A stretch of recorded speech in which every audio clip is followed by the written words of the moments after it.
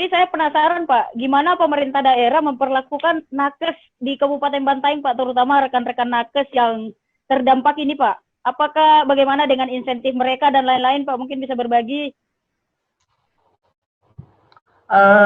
Yang pertama bahwa kita juga menghadapi ini tentu dengan bangunan sinergitas. Tenaga-tenaga kesehatan kami yang terpapar kemarin itu juga disupport oleh pemerintah provinsi untuk ikut dalam program wisata COVID. Dan alhamdulillah tidak dalam waktu 14 hari mereka sudah kembali beraktivitas. Yang kedua,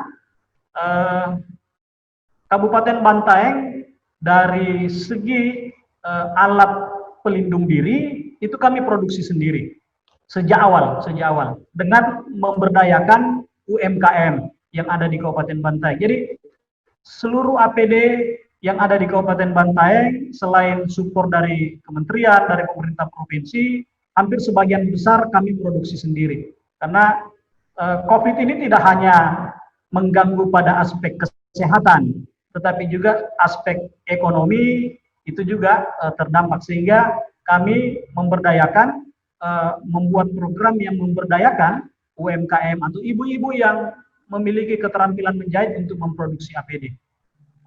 Artinya bahwa ketersediaan APD ini juga mendukung dan membuat tenaga kesehatan kami bisa lebih percaya diri untuk memberikan pelayanan kepada masyarakat.